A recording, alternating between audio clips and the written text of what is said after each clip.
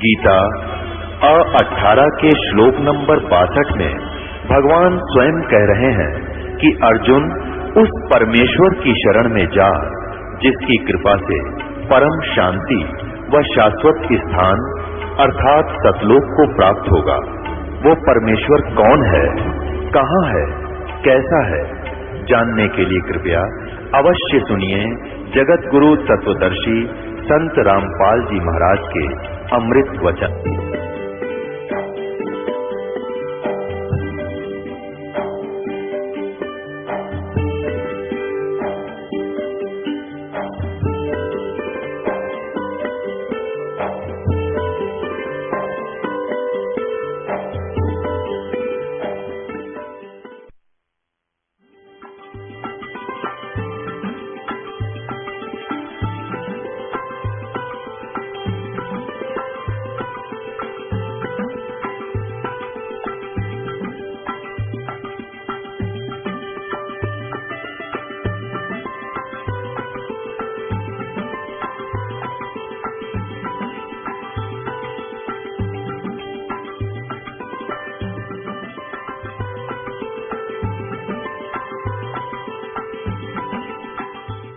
परमात्मा हमें याद दिलाते हैं कि इस कलयुग से पहले मानव शिक्षित नहीं था और बहुत अच्छा जीवन निर्वाह कर रहे थे। अब शिक्षित है लेकिन चैन किसी को नहीं, माया की अवस्था इतनी बढ़ गई इसका कोई अंत नहीं रहा। और माया इकट्ठा करने के लिए कहां तक सतर गिर सकता है जीव के करैक्टर का, इसका भी कोई पैमाना नहीं रहा। शर्म लाज रही नहीं, न्याय रहा नहीं।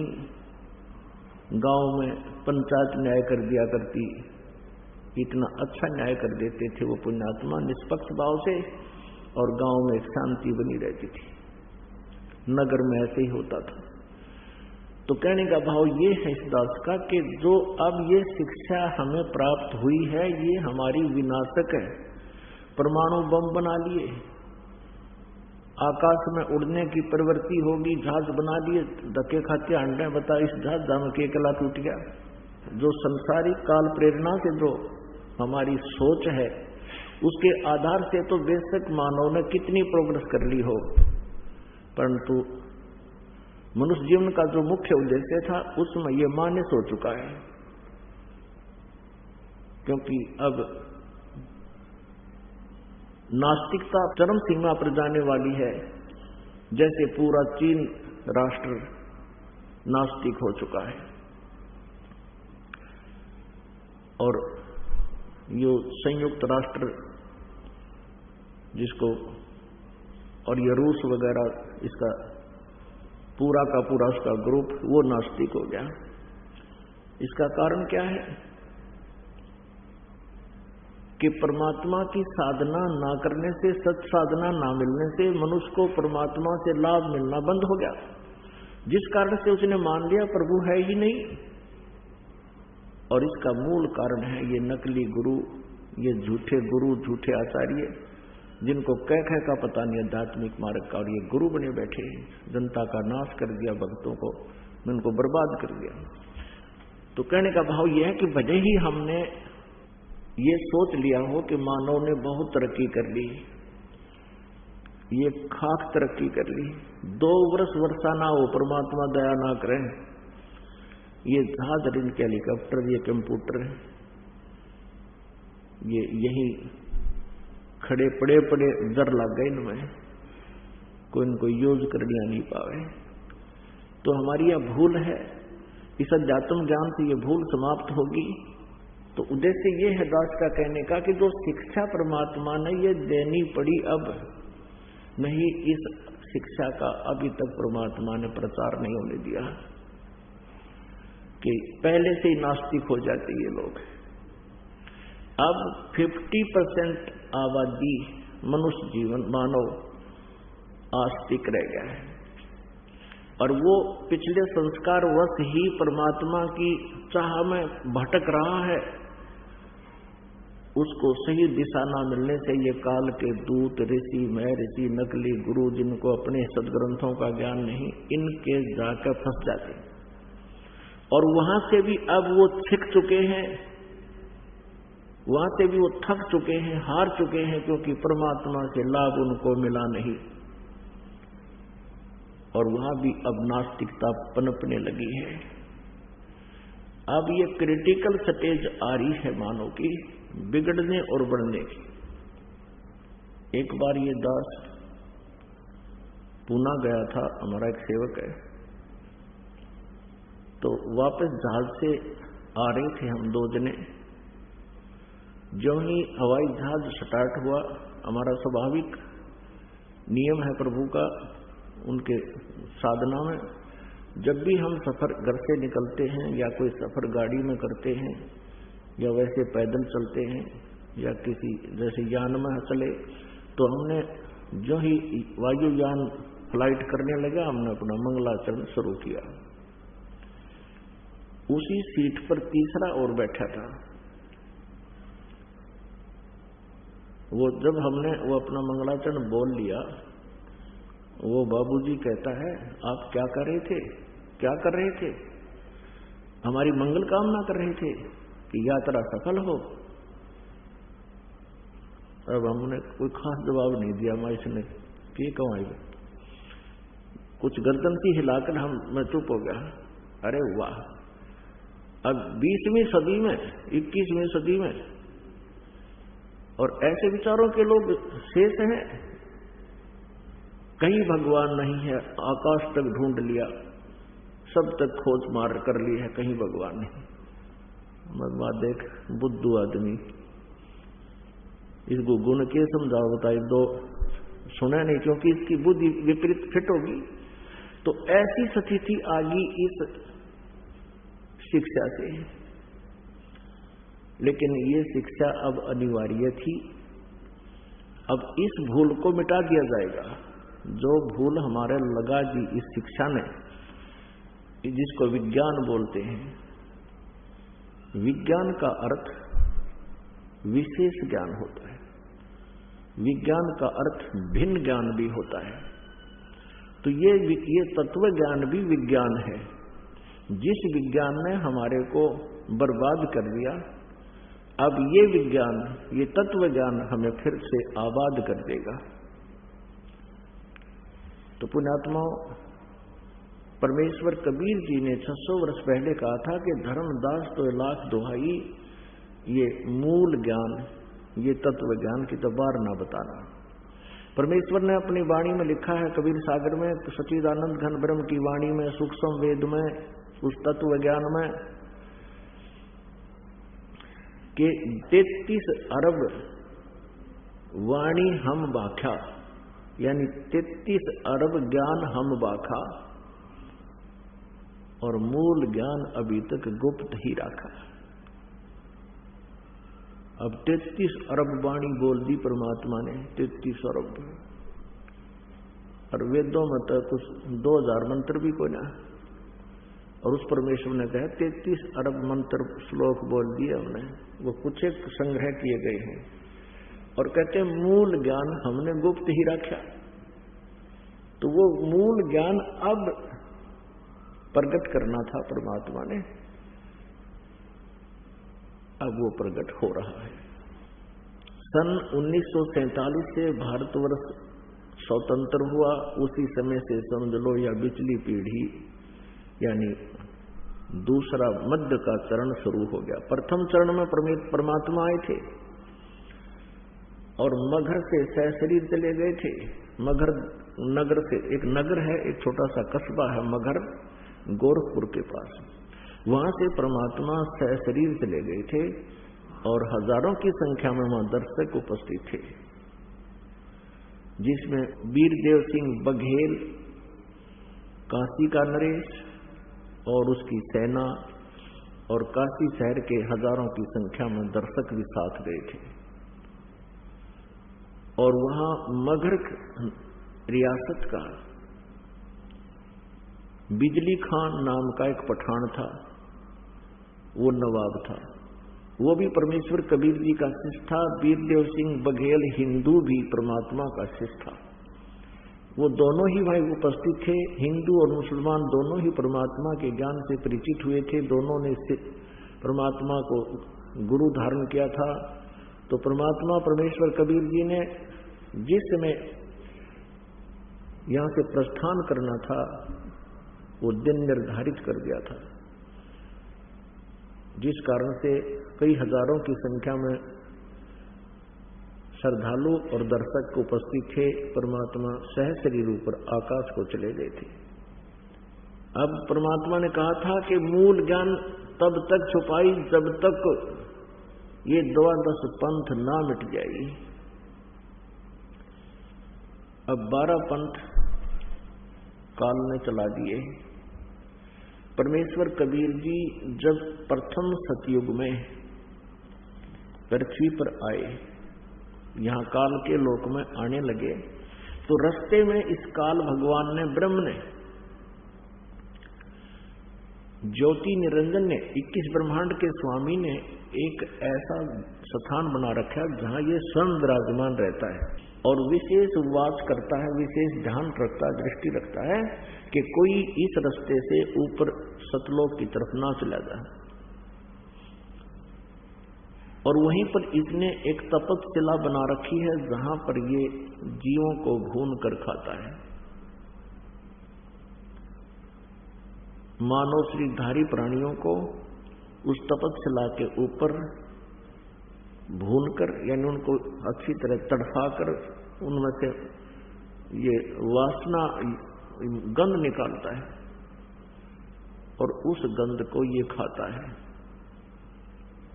मानव का जो अंदर शरीर सूक्ष्म शरीर है, ये स्थूल शरीर तो यही रह जाता है। जैसे इसको सांप लगा हुआ है, श्राप लगा है काल को 1 लाख मानव शरीरधारी प्राणियों के शरीर को आहार करने का। कौन से शरीर को? स्थूल शरीर के अंदर सूक्ष्म शरीर है। सूक्ष्म शरीर के अंदर पूरे जीवन में हम जितने भी चटपटे खट्टे मीठे आहार करते हैं, व्यसन करते हैं, आप देखते हो मानुष जीवन का आहार, पशु पक्षियों को देखो आप, एक सात्विक आहार करते हैं कुछ पक्षी, और कुछ एक ऐसे हैं मांसाहारी हैं जो मेंढक मच्छी आदि खाते हैं। और मनुष्य जो है इसका आहार केवल घास फूस, फल फ्रूट, काजू किशमिश खाना ही बनाया है।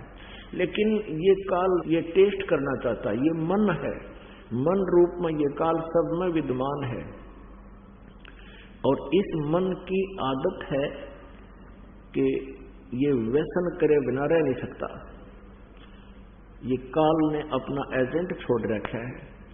अब देखो शराब बनाई, कैसा जुगाड़ जोड़कर शराब तैयार करी, इस मन काल ने बनवाई। तमाकू तैयार किया, हुक्का बनाई या तोब, किस तरह जुगाड़ जोड़कर इसमें है, और फिर पीन लग गए। सिगरेट बनाई, बीड़ी बनाई। बताइए तमाकू के सेवन से ना तो शरीर पुष्ट होता, हानि अवश्य करता है, लेकिन ये इसलिए करवाता है कि इस सूक्ष्म शरीर में, इस स्थूल शरीर के माध्यम से किए हुए व्यसन और ये आहार सूक्ष्म शरीर के अंदर इनकी सूक्ष्म वासना डिपॉजिट हो जाती है। और जैसे बादाम के ऊपर छिलका होता है, वो छिलका खान का नहीं होता, अंदर गिरी खान की होती है, खाने की। तो ऐसे ही ये स्थूल शरीर तो बादाम का छिलका समझो, इसके अंदर एक सूक्ष्म शरीर है। उस सूक्ष्म शरीर को तपस्शिला है, बहुत बड़ी टुकड़ी है पत्थर की, जो स्वतः गर्म रहती है आध्यात्मिक यानी ईश्वरीय शक्ति से, सिद्धि शक्ति से वो ऑटोमेटिक गर्म रहती है। जैसे सूर्य है, इसको कोई चार्ज नहीं करता और असंख्य युग हो गए नौ का नौ सुलग रहा है। ऐसी एक तपस्शिला है, उसके ऊपर 1 लाख मानव शरीरधारी प्राणियों को उस पर प्रतिदिन भूनता है ये काल भगवान। और वहां ये प्राणी चटक पटक करते हैं, बहुत बुरा हाहाकार मच जाती है और फिर बेहोश हो जाते हैं। और जब उनके अंदर से पूरा गंध गर्म होकर के नीचे चला जाता है उसके पात्र में, फिर इनको वहां से ऑटोमेटिक समय फिक्स कर रखा है। वो सभी प्राणी, वो मानव शरीरधारी प्राणी, क्योंकि इस शरीर से जब ये जीव निकलता है स्थूल शरीर से, तब तक इसका ऐसा ही शरीर रहता है, सेम टू सेम इसका शक्ल रहती है, आकृति रहती है। तो वो उसमें भी ये मानव शरीर सदस्य एज इट इज, चेहरा जैसा आपका इस स्वरूप शरीर का है, ऐसा ही सूक्ष्म शरीर का एज इट इज डिटो कहते ना, एज इट इज कॉपी हो जाती है, डिटो कॉपी। तो उसके बाद ये एकदम उड़ जाते हैं और फिर धर्मराज के दरबार में इनकी लाइन लग जाती है। फिर आगे जैसे जिनके कर्म हैं, संस्कार हैं, उस अनुसार जिसने नरक में जाना नरक में जाओ, स्वर्ग में जाना स्वर्ग में जाओ, राजा बनना राजा बन जाओ, देवता बनना है देवता बन जाओ, गधा बनना है गधा बन जाओ। वो अलग से संस्कार बना रखे। ये तपतशिला के ऊपर जब ये प्राणी वहां तड़फ रहे थे प्रथम सतयुग में, हाहाकार मची हुई थी। उस समय परमेश्वर पूर्ण ब्रह्म स्वयं अपने ही पुत्र जोगजीत का रूप धारण करके इस काल के 21 ब्रह्मांड के जुरिडिक्शन में प्रवेश किया, और इसमें प्रवेश होने का एक ही रास्ता, एक ही गेट इसने छोड़ रखे। ज्यों ही परमात्मा वहां आकर खड़े हुए उस तपतशिला के ऊपर, जहां पर 1 लाख मानव शरीरधारी प्राणियों को भूना जा रहा था, तड़पाया जा रहा था, परमेश्वर की वहां उपस्थिति से उन सभी प्राणियों को एकदम शांति होगी। तपतशिला ज्यों की त्यों सुलग रही है, लेकिन उसकी आंच, उसकी हीट उन प्राणियों को प्रभावित नहीं कर रही है। जब वो प्रभावित नहीं हो रहे हैं, उनको कोई पीड़ा नहीं है, तो एकदम वो सब बैठ गए और सामने क्या देखते हैं, एक चांद सा चेहरा, वो परमेश्वर खड़े हैं। अब सभी प्राणियों को आभास हो गया कि ये भगवान आ गए हैं, तभी तो हम शांत होगी, हमारे कोई जलन रही नहीं अग्नि की। सभी ने करबद्ध होकर कहा, हे प्रभु, हम ये कौन से पाप का दंड भोग रहे हैं? तब परमेश्वर ने उनको बताया कि ये जो तुम दंड भोग रहे हो, ये तुम्हारा इस काल के लोक में किया हुआ कर्म का दंड नहीं, ये तुमने सतलोक में,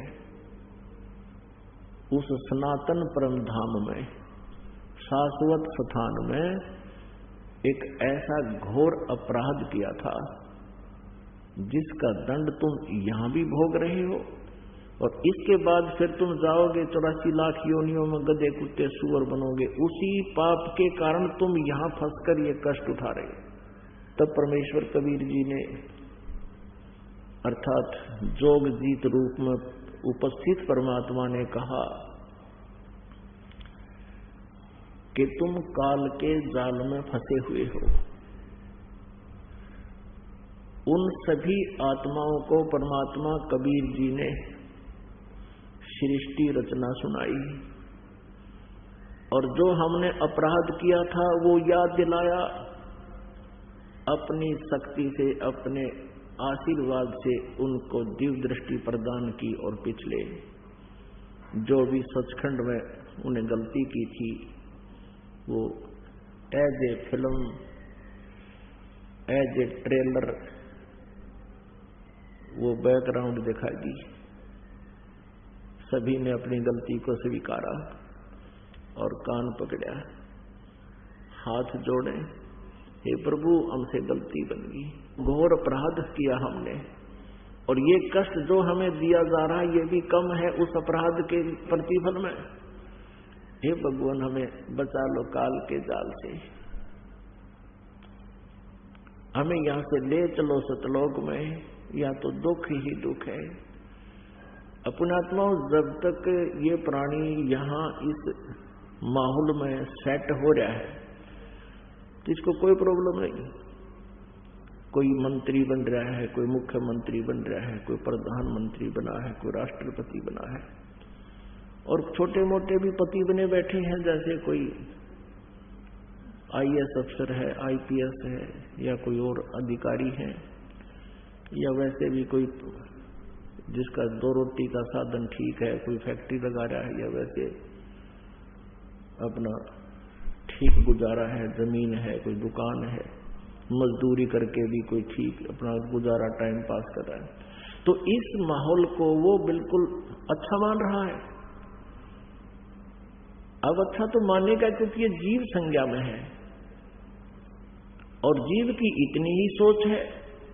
अब पीव आता है, परमेश्वर आता है और हमें वो याद दिलाता है कि इस झूठे सुख को सुख कहे तू मान रहा मनमोद, ये सकल कबीना काल का, कुछ मुख में कुछ बोध। तो यहां तो परमात्मा कितना ज्ञान देते हैं, हमारा बहुत ही कम गले उतरता है। और जब हम कष्ट में होते हैं, जब हमारे ऊपर आपत्ति होती है, फिर हम स्वीकार करते हैं, जैसा भी उनको मार्गदर्शन दिया जाता है वो स्वीकार कर लेता है। अब जैसे कोई किसी देव की पूजा करता है, जैसे अपने हिंदू धर्म के अंदर बहुत से अब देवों की पूजा करते हैं या अपने इष्ट धामों की पूजा करते हैं, उनको यदि आज ये कहा जाए कि ये साधना तुम्हारी ठीक नहीं है, ये आपको हानि करेगी, मोक्षदायक नहीं है, शास्त्र अनुकूल नहीं है, तो वो मानता नहीं। वो क्या सोचता है, उसने कैसा अपना पैमाना बना रखा है आध्यात्मिक लाभ को तोलने मापने का। अब जैसे पिछले संस्कार पुण्य के आधार से आज किसी प्राणी की अच्छी पोस्ट है, अच्छी संतान है, और संतान की भी अच्छी नौकरी सेट होगी है, और उनका भी अच्छा गुजारा है, तो वो ये मान बैठा है कि जो पूजाएं हम कर रहे हैं, क्योंकि आपको बताया कि 50% अभी भी आस्तिक व्यक्ति हैं, और वही 50% आस्तिक व्यक्ति कहीं ना कहीं परमात्मा के लिए कोई ना कोई अवश्य साधन करता है, क्योंकि आत्मा परमात्मा के बिना रह नहीं सकती है। जो नास्तिक हो गए हैं उनको कोई याद दिलाने वाला ही नहीं है, और वो थक चुके हैं कि भगवान है नहीं, क्योंकि साधना शास्त्र विरुद्ध करके आध्यात्मिक लाभ से वंचित रहे, जिस कारण से वो नास्तिक हो गए। आस्तिक व्यक्तियों के लिए कहा जा रहा है कि वो ये सोच रहे हैं कि हम जो भी पूजाएं करते हैं, जैसे किसी ने हनुमान का व्रत रख लिया, मंगलवार का 100 रुपये का प्रसाद बांट दिया, 6 महीने में इष्ट धाम पर मत्था टेक आए, जन्माष्टमी का त्योहार मना लिया, होली और दिवाली में नाच कूद लिए, और एक गायत्री मंत्र का जाप कर लिया, या कोई और छोटे मोटे स्तोत्र 2-4 बार कर लिए। वो ये सोच रहा है कि ये सुख मुझे इनसे प्राप्त हो रहा है, और फिर उन पर आपत्ति जब आ जाती है और उनकी दुर्गति प्रारंभ होती है,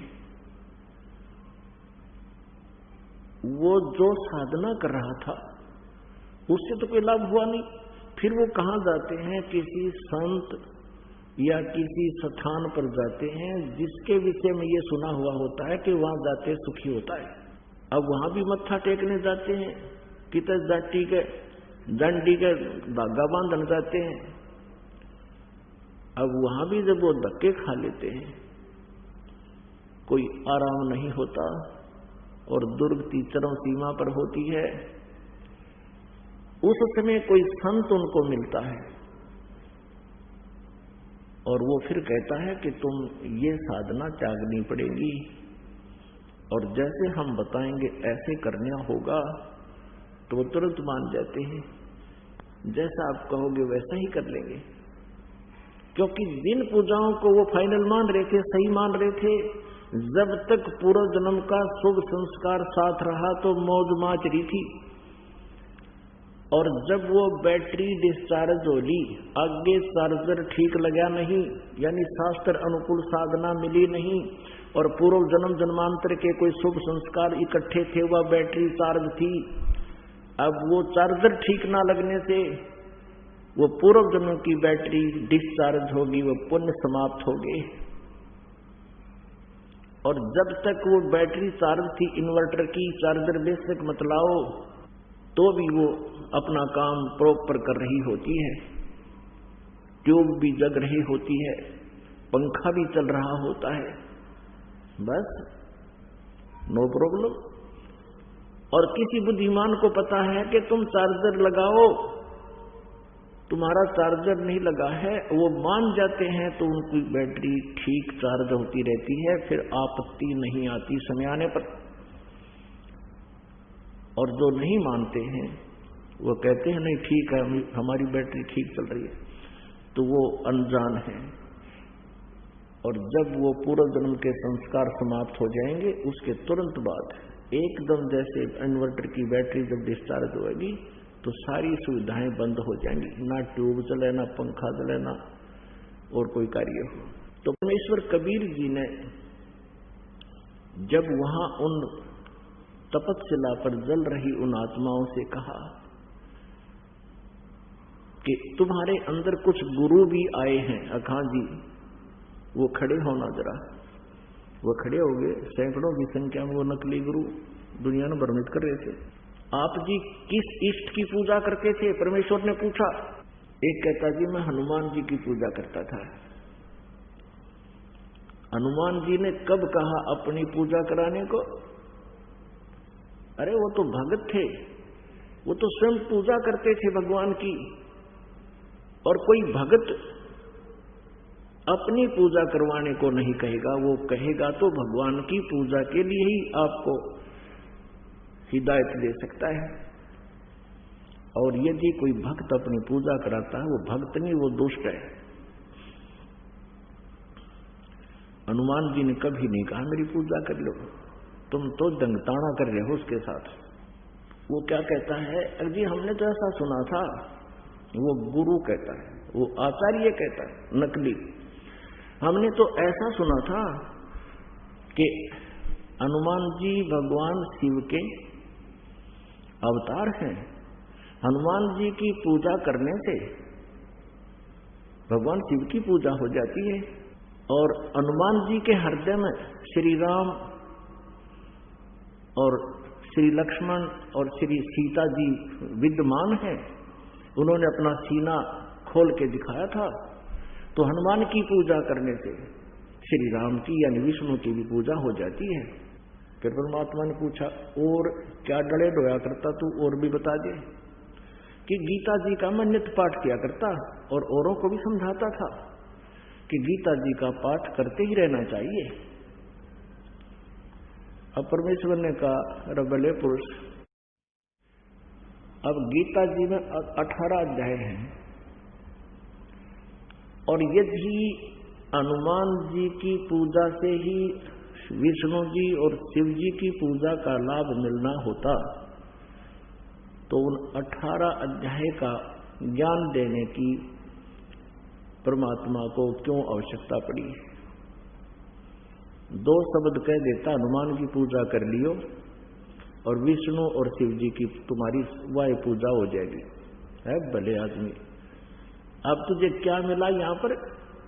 अब भुगत रहा है तू, और अब क्या होगा तेरा? नरक में जाएगा सीधा। तेरी कोई भक्ति ठीक नहीं थी, शास्त्र विरुद्ध साधना तू कर रहा था।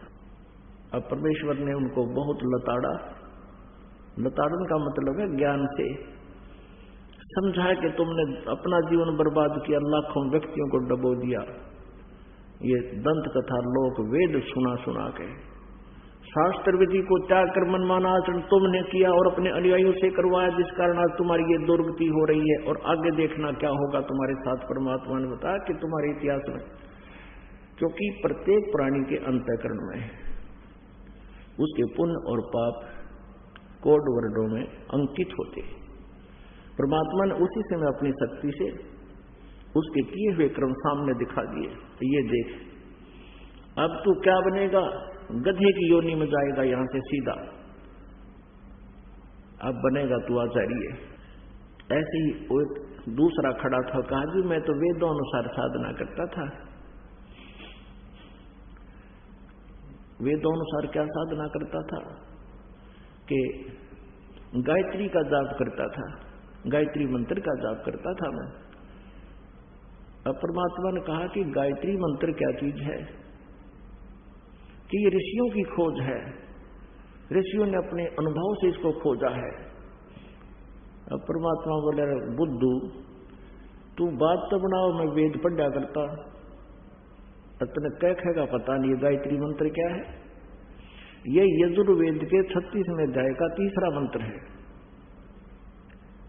उसमें ओम शब्द नहीं है और ना ही इसके साथ ओम शब्द जोड़ना चाहिए। आप ओम शब्द लगाकर इस भूर्भुव स्व तत्सवितुर्वरेण्यम भर्गो देवस्य धीमहि धियो यो न प्रचोदयात्, इस मंत्र के साथ यदि ओम शब्द लगाते हो तो इसको भी निष्क्रिय कर रहे हो, परमात्मा का अपमान कर रहे हो। ओम शब्द नहीं लगाना चाहिए, क्योंकि ओम नाम है ब्रह्म का, ओम मंत्र है ब्रह्म का, और ये भूर्भुव स्व जो महिमा है ये पूर्ण परमात्मा की, परम अक्षर ब्रह्म की। अब जैसे प्रधानमंत्री जी को आप कोई एप्लीकेशन लिखते हो और शुरू में लिख दे मुख्यमंत्री जी और उसका नाम लिख दे, वो कागज में पाट देंगे कल रख वहां पर कि तो मुख्यमंत्री की तरफ है, नीचे भेजो इसको। तो ओम नाम इस मंत्र यजुर्वेद अध्याय 36 के मंत्र 3 के साथ नहीं लगाना चाहिए। इसको कहते हैं जो खचड़ा ज्ञान। ये लोक वेद, दंत कथा, शास्त्र विधि त्याग कर मनमाना आचरण आपको दिखाते हैं। ये यजुर्वेद अध्याय नंबर 36 का 3 मंत्र में कहीं ओम नहीं लगा इसमें। ये देखिएगा यजुर्वेद प्रकाशक है सार्वदेशिक आर्य प्रतिनिधि सभा 2/5 महर्षि दान भवन रामलीला मैदान नई दिल्ली से ये छपी है, प्रकाशित है। और इसके अनुवाद करता है महर्षि दानंद सरस्वती, आर्य समाज प्रवर्तक, ये इसके मुद्रक हैं। अब 36वां अध्याय का 3रा श्लोक आपको ये देखिएगा, ये है 36वां यजुर्वेद भाषागार से, ये है 36वां अध्याय है इसका। यहां पर ये 3रा मंत्र है, भूर्भुवः स्वः तत्सवितुर्वरेण्यम भर्गो देवस्य धीमहि धियो यो न प्रचोदयात्। इसमें ओम शब्द नहीं है। भूर्भुवः स्वः तत्सवितुर्वरेण्यम भर्गो देवस्य धीमहि धियो यो न प्रचोदयात्। इस अनाड़ी के इसका अनुवाद देखो कैसा कर रखा है दानंद अज्ञानी ने। इसका क्या अनुवाद किया है, हे मनुष्यों, जैसे हम लोग भू माने कर्मकांड की विद्या, भू है उपासना कांड की विद्या और स्वय ज्ञान कांड की विद्या को संग्रह पूर्वक पढ़ के हमारी धारणवर्ती बुद्धियों को प्रेरणा करे, उस कामना के योग्य समस्त ऐश्वर्य के देने वाले परमेश्वर के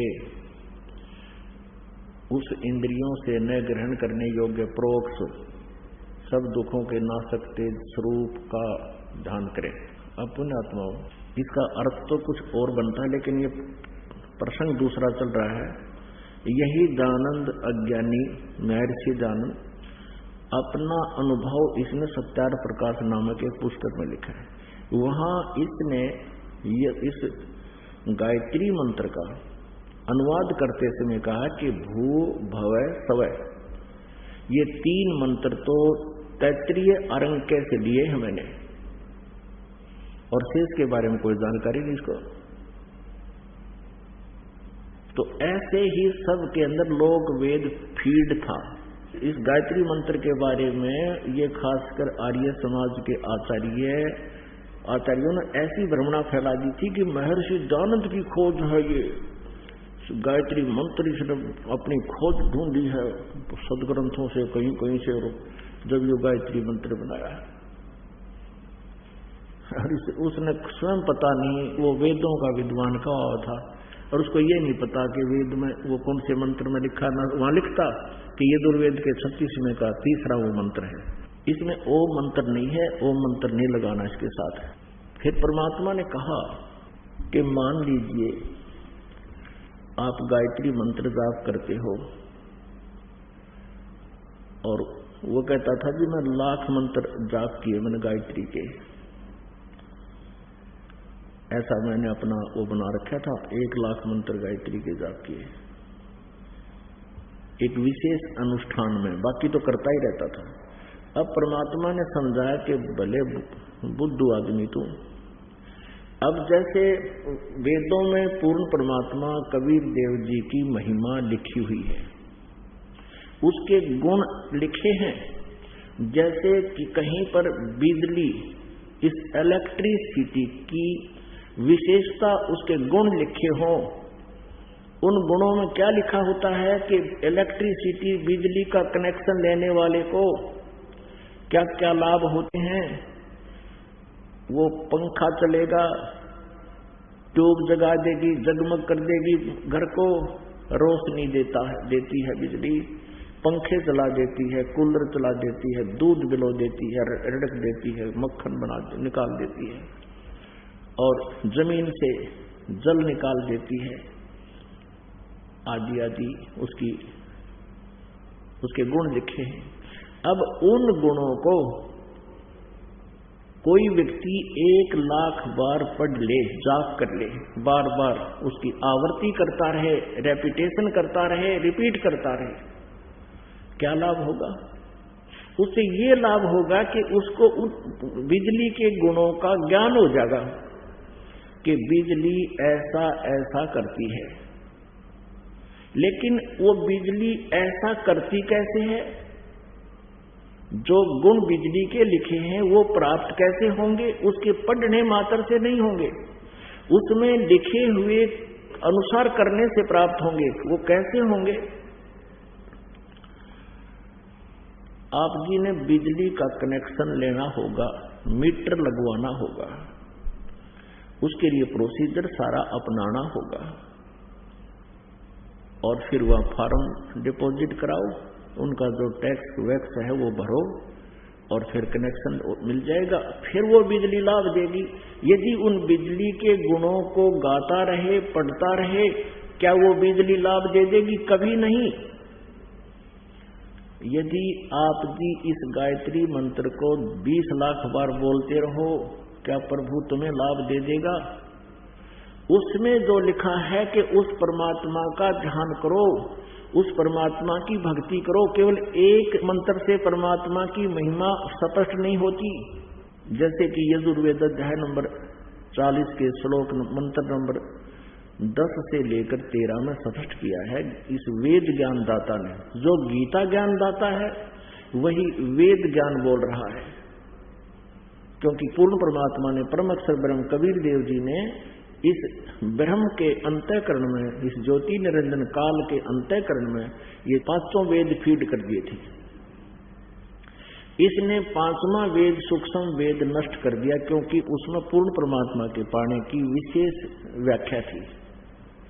इसने इस डर से इसको नष्ट कर दिया कि कहीं इनको अपने पिता का पता लग जाए, अपने मूल स्थान का ज्ञान हो जाए, और फिर यहाँ से भाग जाएंगे। पुण्यात्माओं, आपका जिस दिन ये विशेष विश्वास हो जाएगा कि सचमुच वहां और स्थान है जहां हम रहते थे, और वहां कभी जन्म मृत्यु नहीं होती, और कोई काम नहीं, और कभी कोई कष्ट नहीं, किसी चीज का अभाव नहीं, तो उस समय यहां ना रहे पृथ्वी पर कोई भी। एक भगत कहने लगा जी यदि सभी सतलोक की भक्ति कर लेंगे परमात्मा की और सभी सतलोक चले गए सारे, तो पृथ्वी पर कौन रहेगा? या तो खाली हो जाएगी। तो पता यहां तक ठेका ले रहे हम, ये खाली हो जाएगी तो कौन रहेगा? अरे ये इतने पत्थर घूमन लाग रहे, 8 ग्रह ऊपर घूमन लाग रहे, सारे खाली पड़े पत्थर। इन पृथ्वी से तो कई 1000 गुना कई गुणे बड़े हैं। एक पत्थर यो भी घूमता रहेगा, हमने क्या ठेका ले रखे हैं धक्के खान का। और हम वहां चलेंगे जहां पर सारी सुविधाएं, और वहां फिर कभी मृत्यु नहीं हो। यहां तो मृत्यु डेफिनेट होगी। आज जिन सुविधाओं को अपनी मान रहा है ये तेरे पास नहीं रहेंगी। आज से तू कोई किसी अच्छी पोस्ट पर है या कितना फैक्ट्री का मालिक है, कल मृत्यु होगी, अगले दिन तू गधा बनकर वहीं खड़ा पाओगा उस फैक्ट्री का पिछले पास है।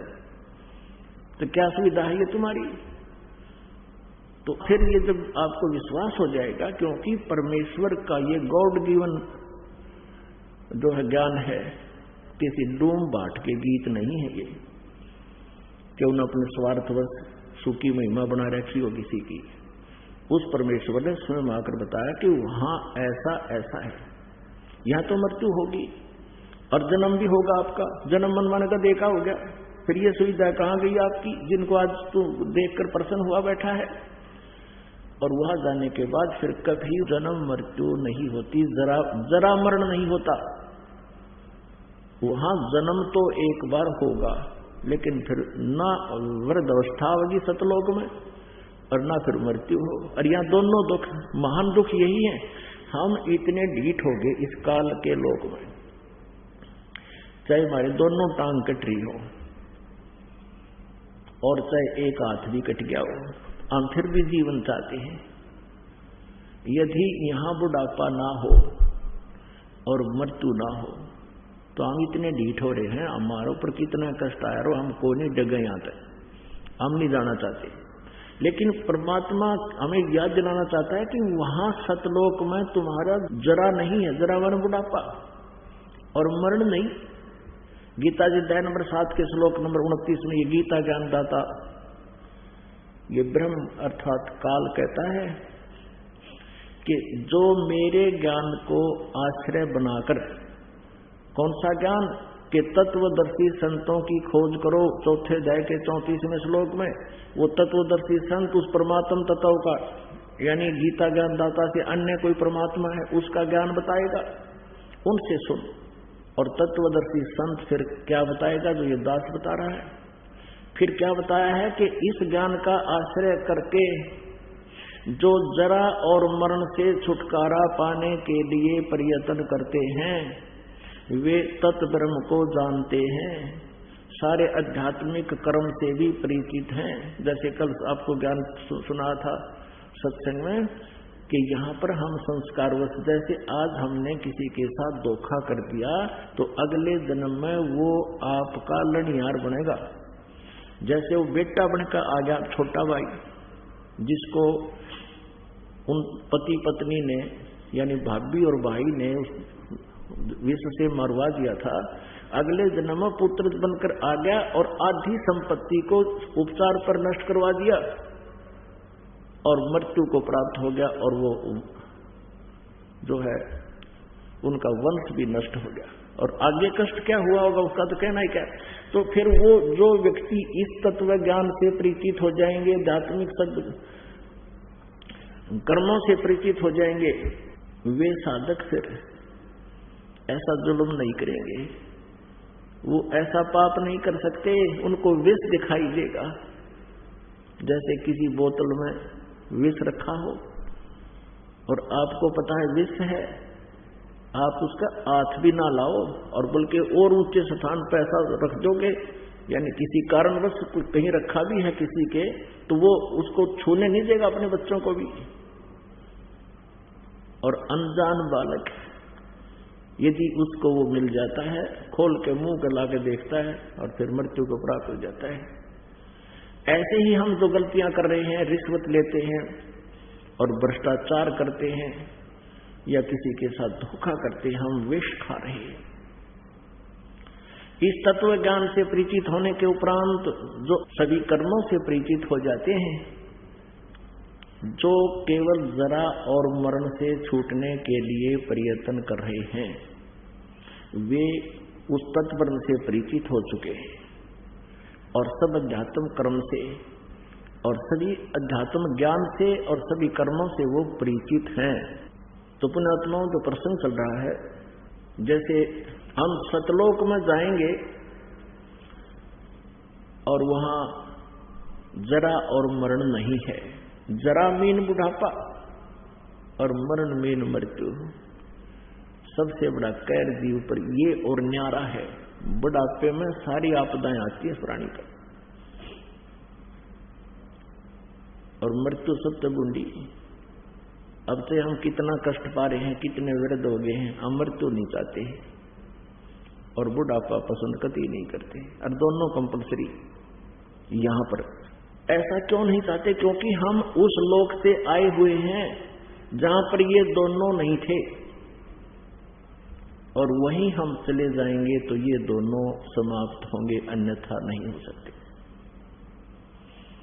अब परमात्मा ने बताया कि तुम गायत्री मंत्र का जाप करते हो,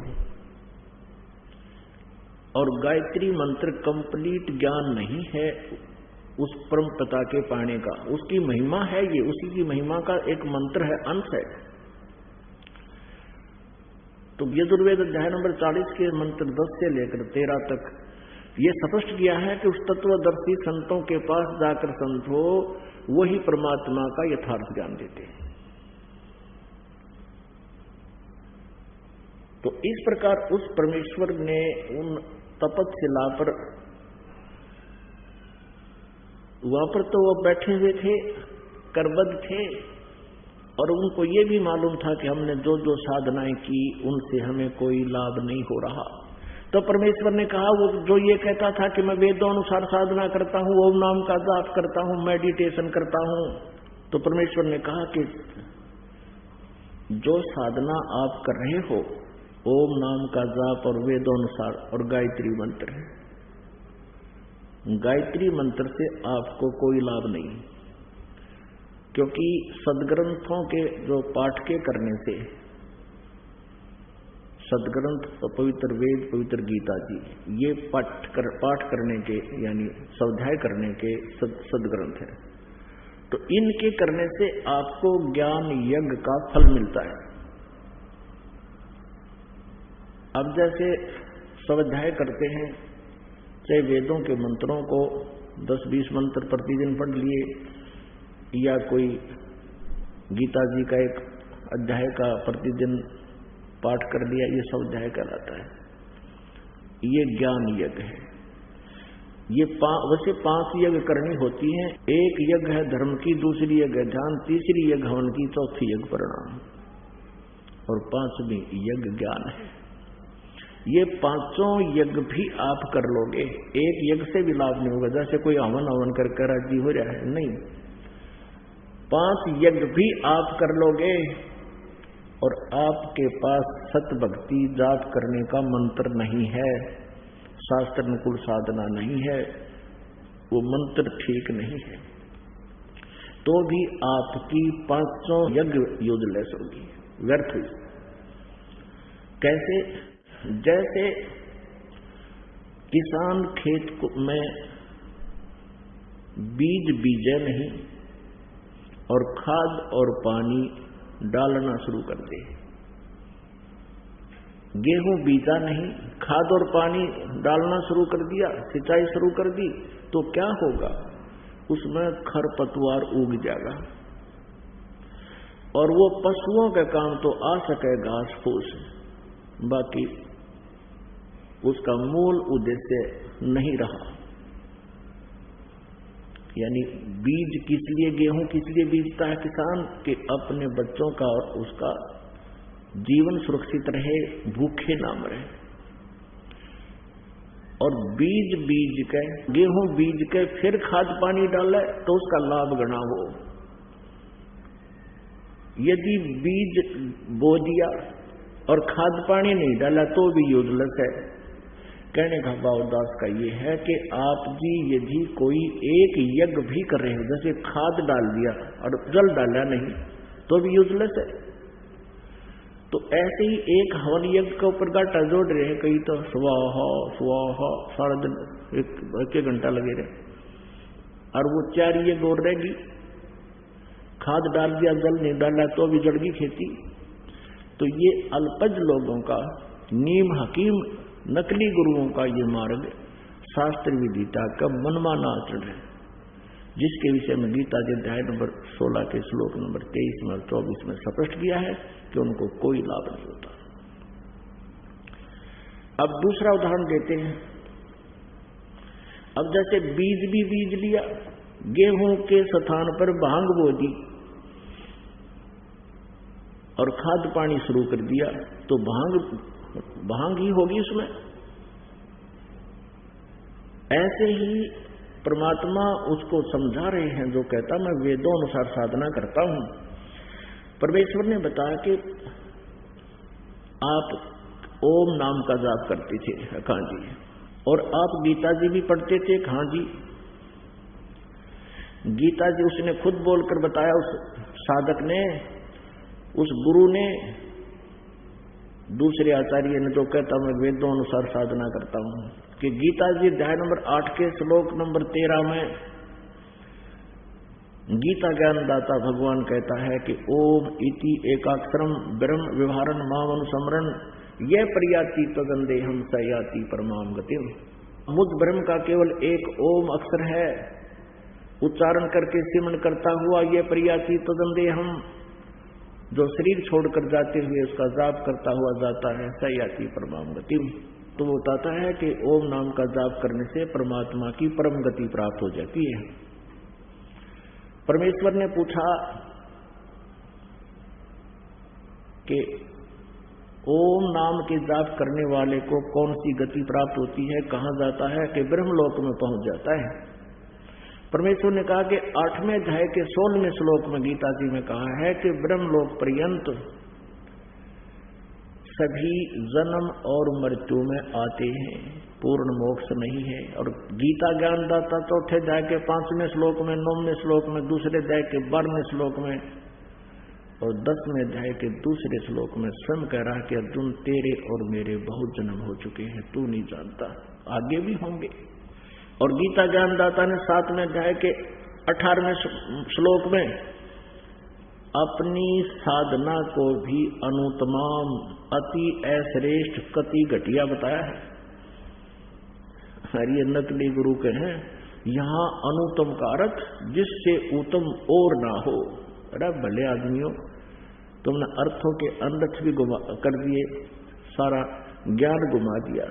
एक उत्तीर्ण होता है, उत्तीर्ण माने पास यानी सफल, और उसका पर्यायवाची होता है अनुत्तीर्ण। यदि कोई बालक फेल हो गया हो और उसके आगे लिखा हुआ है अनुत्तीर्ण, और वो आके कहे अपने घर वालों को कि मैं ईसा पास हो गया हूं, जिस तब आगे कोई पास नहीं, यानी कति पास हो गया, सबसे बड़ा पास हो गया मैं, तो बेशक मूर्ख बना ले, लेकिन वो फेल हो चुका है। यही स्थिति इन अज्ञानियों की गीता अनुवादकर्ताओं की है। अनुत्तम का अर्थ इन्होंने अति उत्तम कर रखा 7वें अध्याय के 18वें श्लोक में। ठहरा गजब हुई। और क्या बताते हैं कि जिस गति से ऊपर कोई गति ना हो, कोई और उत्तम गति ना हो किसी की, वो सबसे उत्तम गति भगवान बताता है, मेरे वाली सबसे उत्तम गति में व्यस्त है। यदि इस गीता ज्ञान दाता वाली साधना ही अति उत्तम होती तो ये 18वें अध्याय के 62वें श्लोक में किसी अन्य परमेश्वर की शरण में जाने को नहीं कहता। और गीता जी अध्याय नंबर 15 के श्लोक नंबर 1 से लेकर 4 में ये नहीं कहता कि तत्वदर्शी संत बतावेगा इस उल्टे लटके हुए संसार रूपी वृक्ष के जड़ से लेकर पत्तों तक, और फिर उस तत्वदर्शी संत से प्राप्त उस तत्व ज्ञान रूपी शस्त्र से इस अज्ञान रूपी अंधकार को हटा कर, काट कर, अर्थात समझकर, तत्व ज्ञान से समझकर उसके पश्चात परमेश्वर के उस परम पद की खोज करनी चाहिए। जहां जाने के बाद फिर साधक लौट कर वापस नहीं आते, उनका पुनर्जन्म नहीं होता, उनकी पुनरावृत्ति नहीं होती। और जिस परमेश्वर ने सारे ब्रह्मांडों की रचना की है, यानी संसार रूपी वृक्ष की प्रवृत्ति जिससे विस्तार को प्राप्त हुई है, अर्थात जिसने संसार रूपी वृक्ष की कंस्ट्रक्शन की है, जिसका रचना की है, और उसी की भक्ति करनी चाहिए और किसी की नहीं। गीता ज्ञानदाता अपने को भी नहीं कहता, कहता उसकी करो।